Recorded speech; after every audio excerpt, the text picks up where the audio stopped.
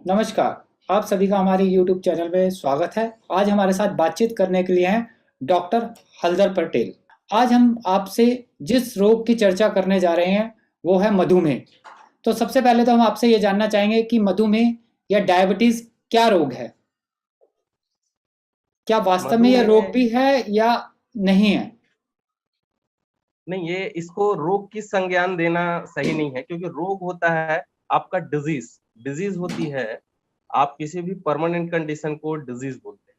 जी। तो अगर कोई परमानेंट कंडीशन नहीं हो तो, और वो कुछ समय के लिए हो, तो उसको बोलेंगे डिसऑर्डर। तो हाँ, डायबिटीज एक प्रकार का डिसऑर्डर है। जो जी। परेशानी होती है वो एक प्रकार का डिसऑर्डर है, जो कभी कम होता है तो कभी बढ़ जाता है। अगर आप मान के चलिए शरीर में सभी चीजें हैं, वो कम ज्यादा होने की चांसेस रहती है। तो इसको एक कंडीशन के रूप में अपन देख सकते हैं कि डायबिटीज है। दूसरा चीज, आपने जो पूछा कि क्या ये सच में डिजीज का श्रेणी में आना चाहिए, तो मैं दूसरी बात भी कहना चाहूंगा कि ये एक प्रकार का ये कंडीशन है जब बॉडी में किसी भी प्रकार का मेटाबॉलिक एक्शन डिस्टर्ब होता है।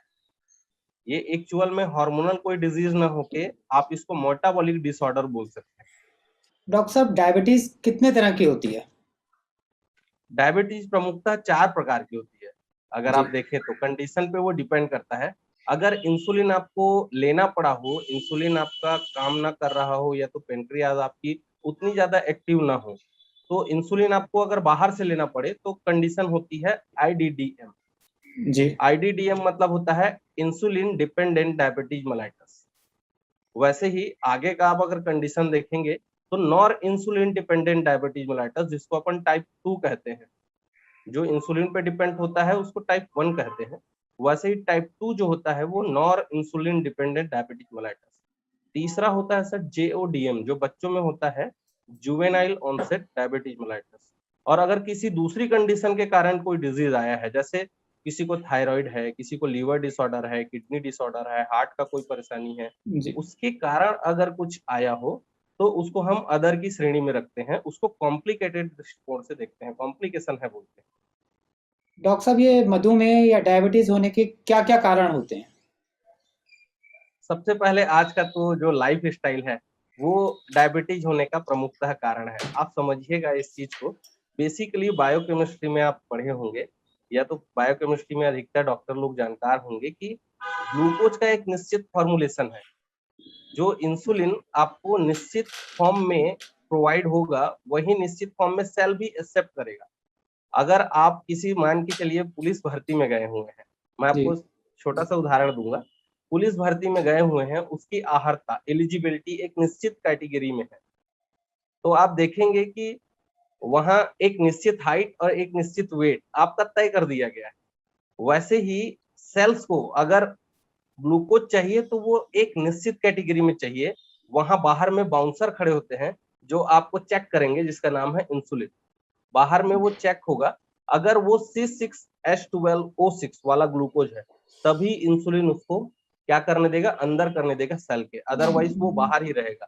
तो जो बढ़ा हुआ आगे का सेल वाला पार्ट है, ठीक है, जिसको सेल एक्सेप्ट नहीं कर सकता, सॉरी, जो ब्लड में बढ़ा हुआ पार्ट है, वो क्या कहलाता है, वो ग्लूकोज जो रहता है, बचा हुआ ग्लूकोज, जो कंडीशनल मैं बताया ना, C6H12O6, ये कंडीशन अगर में ना हो तो वो पूरा बाहर कर देता है। वही ग्लूकोज बढ़ा हुआ ग्लूकोज होता है, जो हमारे शरीर के लिए कुछ भी काम का नहीं होता। तो ये डिजीज एक्चुअल में इसी के कारण होती है। अब हम आजकल जितने भी फॉर्म ऑफ शुगर यूज करते हैं, उनमें ग्लूकोज का सही जो अनुपात एक होना चाहिए वो नहीं होता। जितने भी हम आज शुगर यूज करते हैं वो सभी सिंथेटिक फॉर्म ऑफ ग्लूकोज है।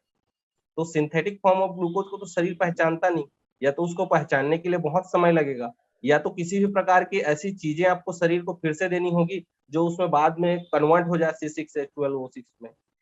तो ये जी। सारी चीजें कंडीशन डिपेंड करती हैं। इसीलिए आज के डेट में जो आप हमारी लाइफ स्टाइल है, हमारा खान पान है, ठीक है, हमारा उठना सोना बैठना है, वो निश्चित दिनचर्या नहीं है।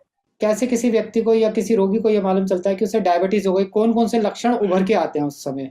प्राइमरी ना, शुरू में आपको 3 टाइप के सिम्टम मिलेंगे। सबसे पहला, बहुत ज्यादा भूख लगेगा, बहुत ज्यादा खाने का मन होगा, बहुत ज्यादा भूख लगने को लगेगा। क्यों? मैंने आपको बताया सेल्स किसको एक्सेप्ट करेगा, C6H12O6 एक निश्चित रेशियो का ग्लूकोज को ही एक्सेप्ट करेगा। अगर उसका छोड़ आप कुछ भी बॉडी को देंगे या सेल को देंगे, वो एक्सेप्ट ज्यादा नहीं करेगा।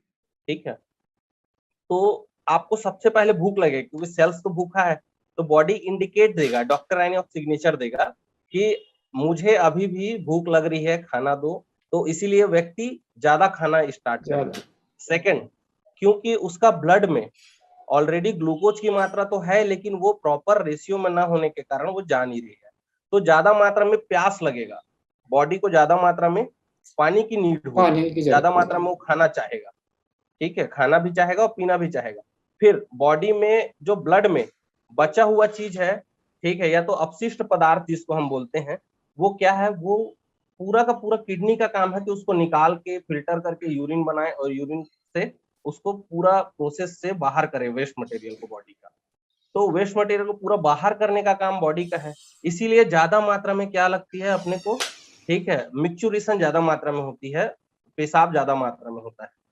वो बॉडी का एक तरह से बचाने का कंडीशन है कि अब बॉडी बताने लगा है कि अब ये चीजें आप खाना या तो बंद करो, ठीक है, या तो बॉडी अपने तरह से वो सुरक्षित रखने के लिए ये सिम्टम देता है कि ज्यादा मात्रा में भूख लगे, ज्यादा मात्रा में जब भी प्यास लगे, और ज्यादा मात्रा में जब भी यूरिन का आउटपुट बढ़ने लगे, ये सभी कंडीशन एक साथ कहलाएगी डायबिटीज।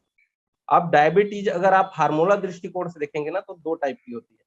एक होता है डायबिटीज मेलाइटस, अगर कॉम्प्लिकेटेड रूप में गया तो डायबिटीज इंसिपिटस, जो एडीएच हार्मोन का डिजीज है, एंटी डायूरेटिक हार्मोन। डॉक्टर साहब, अगर किसी व्यक्ति या रोगी को जो डायबिटीज से पीड़ित है, तो उसे उसके लाइफ स्टाइल में या उसके जीवन में क्या क्या दिक्कतें या परेशानियां आती हैं? आप बहुत सही पूछा आपने। देखिए, डायबिटीज जो है ना, एक ऐसा चीज है जो कहीं भी, शुगर अगर रहे, मान के चलिए, अगर कुछ भी खराब चीज होता है तो सबसे ज्यादा आप देखते हैं वहां पर मक्खी भिन भिन आता है, ठीक है, बहुत सारे ऐसे जानवर आ जाते हैं जो खराब चीज को खाते हैं। तो हमारा बॉडी में अगर मान लीजिए ऐसा वेस्ट मटेरियल बॉडी में पड़ा हुआ है जो खराब है, तो ऐसे बहुत सारे इन्फेक्शन हमको बहुत जल्दी जल्दी लगेंगे, क्योंकि खराब चीज तो बॉडी में बहुत ज्यादा मात्रा में प्रेजेंट है। तो बहुत ज्यादा मात्रा में प्रेजेंट होने के कारण बहुत ज्यादा इन्फेक्शन होने के चांसेस पहले रहते हैं। सेकेंड, कॉम्प्लिकेशन, अगर बॉडी इतना ज्यादा कंफ्यूज रहेगा कचरे के कारण, या बोलना चाहिए कि डायबिटीज के कारण, ठीक है, तो बॉडी में क्या दिक्कत होगा कि हर एक ऑर्गन कंफ्यूज रहेगा, हर एक ऑर्गन का जो काम होगा वो डाउन लेवल पे जाते जाएगा, डिक्रीज होते जाएगा। थर्ड, अगर देखा जाए तो नसों को मेन परेशानी होती है, नर्व्स हमारे बॉडी का बेसिकली ऐसा पार्ट है जो संदेश को भेजने और संदेश के अकॉर्डिंग एक्शन लेने का कार्य करता है।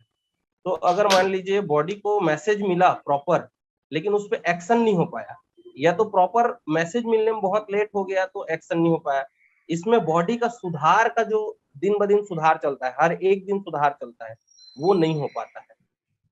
थर्ड थिंग, कभी भी बॉडी को किसी भी कारण अदर वजह से हार्म पहुंचा, तो वो हार्म जो है वो बहुत लेट में आपका हील होने में बहुत परेशानी होती है।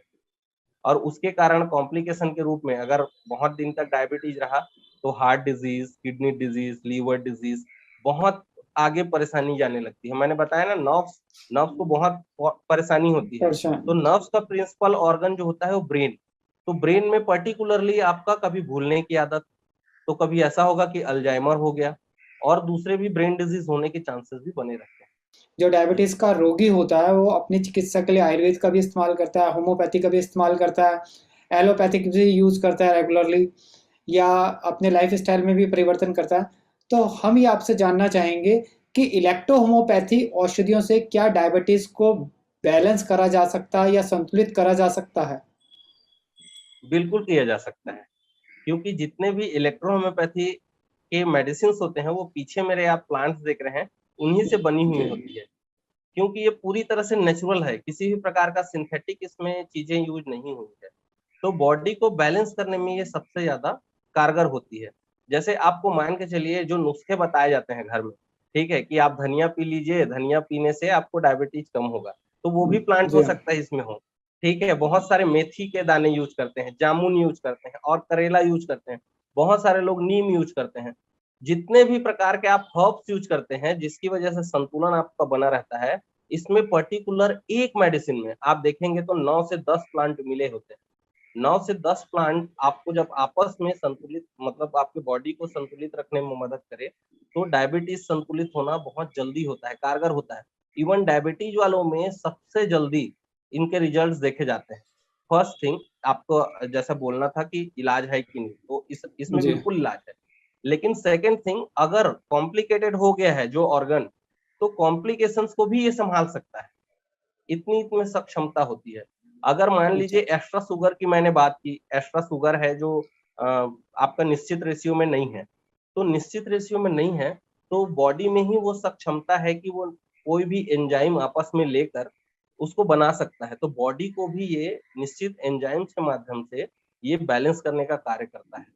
क्योंकि आप देखेंगे हर एक आयन में आप देखेंगे प्रोटॉन, न्यूट्रॉन, इलेक्ट्रॉन, इनकी सभी चीज की संभावना होती है।